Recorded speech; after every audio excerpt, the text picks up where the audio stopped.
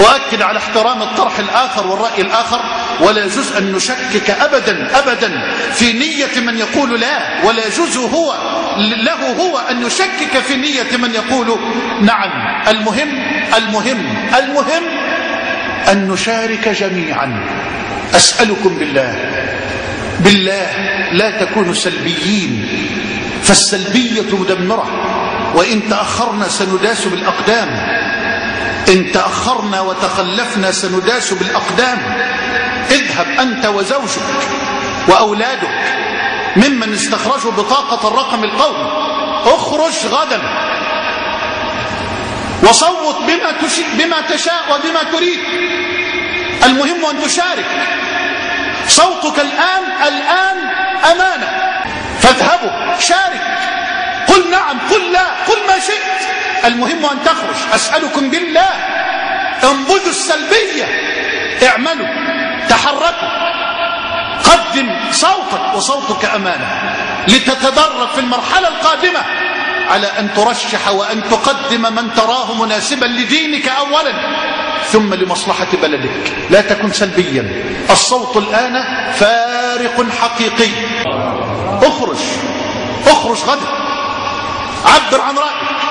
أسألك بالله اخرج وقل ما شئت، خذ بقولي وقول إخوانك من المشايخ أو خذ بالقول الآخر، لا حرج، المهم أن تخرج.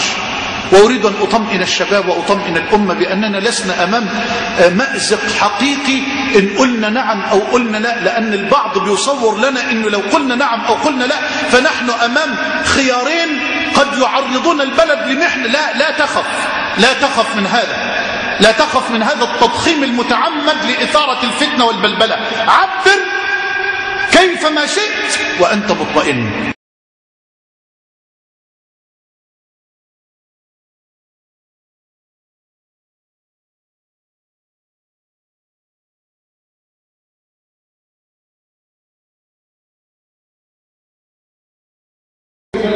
لكل واحد قال لا.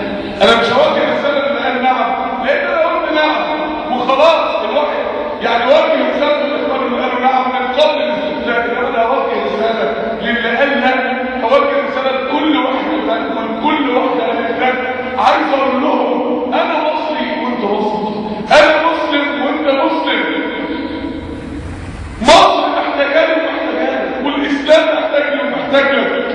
انا عايز اقول لك ان ربنا فتح علينا، مش عايزين نضيع نفسك في دقيقتين بعد ما ربنا فتح لنا.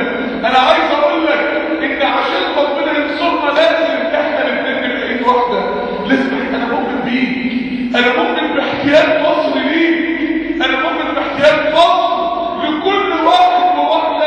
انتوا صوتكم فرق من اجل مصلحه الامه ده ايه، ومن اجل مصلحه الوطن ده اهو، ومن اجل مصلحه وطننا وامتنا وديننا. انا مؤمن بيك، مش مختلف معك. واقف انا شداد فيك، اشمت في نفسي، اشمت في اخويا، اشمت في حبيبي وسندي. اوعى تفتكر ان انا ببص ان في حد واحد مننا انتصر وواحد اتأذى. هو الجسم بيتشكل مع بعضه، هو الكلى لو غلبت الكبد طب الجسم يموت. مصر